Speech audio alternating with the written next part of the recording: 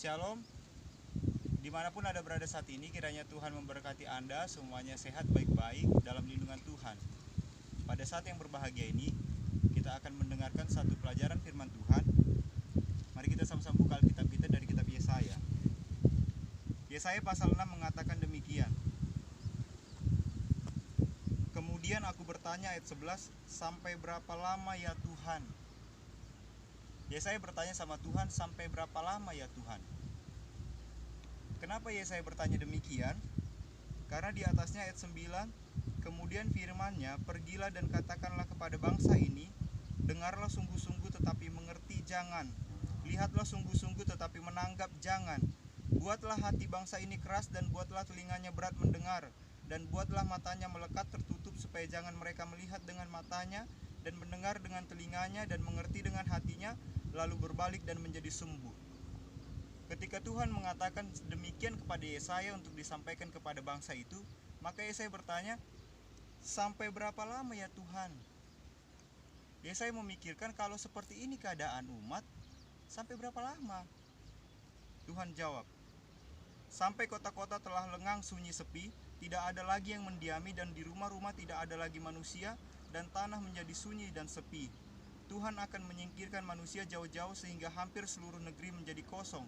Dan jika di situ masih tinggal 1/10 dari mereka, mereka harus sekali lagi ditimpa kebinasaan, namun keadaannya akan seperti pohon beringin dan pohon jawi-jawi yang tunggulnya tinggal berdiri pada waktu ditebang, dan dari tunggul itulah akan keluar tunas yang kudus. Sampai peristiwa itu terjadi, baru selesai. Tapi yang paling mengerikannya adalah ketika Yesaya bertanya, sampai berapa lama ya Tuhan? Karena Tuhan telah mengeraskan hati bangsa itu terlebih dahulu. Kenapa dikeraskan? Kalau kita masuk di ayat 5, lalu kataku, celakalah aku binasa, sebab aku ini seorang yang najis bibir dan aku tinggal di tengah-tengah bangsa yang najis bibir. Yesaya mengakui dirinya adalah seorang yang tidak sempurna di hadapan Tuhan. Tetapi dilanjutkan, tetapi seorang dari serafim itu terbang mendapatkan aku, di tangannya ada bara yang diambilnya dengan sepit dari atas mezbah. Ia menyentuhkannya kepada mulutku serta berkata, lihat, ini telah menyentuh bibirmu, maka kesalahanmu telah dihapus dan dosamu telah diampuni. Dengan bara yang disentuhkan ke bibir Yesaya, maka dosa kesalahan Yesaya diampuni dan dihapuskan. Tuhan hanya butuh waktu kita semua memperbaiki kelakuan kita. Tuhan hanya membutuhkan waktu kita semua mendekatkan diri kepada Tuhan. Sampai berapa lama kita nggak tahu. Ada sebuah lagu yang mengatakan, waktu Tuhan pasti yang terbaik. Tapi kita nggak tahu kapan waktu Tuhan itu. Nah, sambil menunggu waktu Tuhan itu, kita hanya bisa memperbaiki kelakuan kita, menghilangkan semua kejahatan-kejahatan kita dengan tidak melakukan lagi dosa di hadapan Tuhan, menjauhkan diri dari semua hal-hal yang Tuhan larang, sehingga kita bisa hidupnya baik dan benar, sehingga kita bisa hidupnya layak di hadapan Tuhan. Nah, Yesaya mengatakan, aku ini seorang yang najis bibir. Lalu Tuhan menghapuskan dosanya, mengampuni kesalahannya.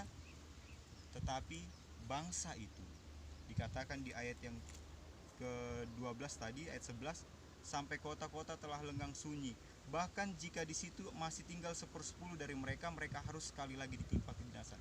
Harus binasa dulu semuanya. Kita punya satu lagu dari anak-anak Jemaat Bukit Timah, waktu Tuhan pasti yang terbaik. Ayo kita dengarkan dulu sama-sama lagu ini dari anak-anak Jemaat Bukit Timah.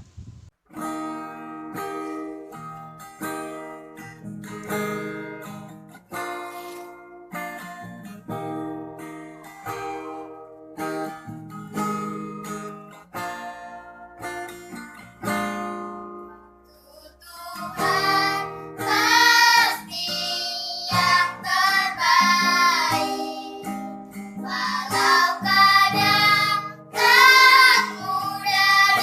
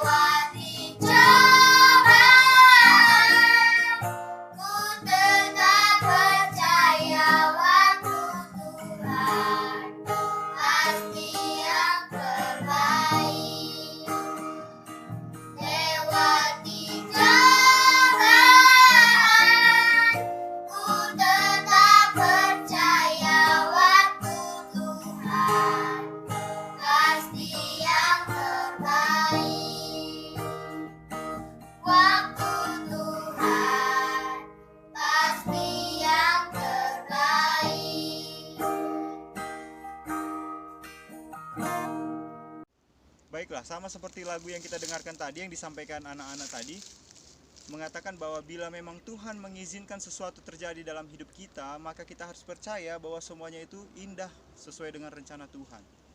Waktu Tuhan pasti yang terbaik.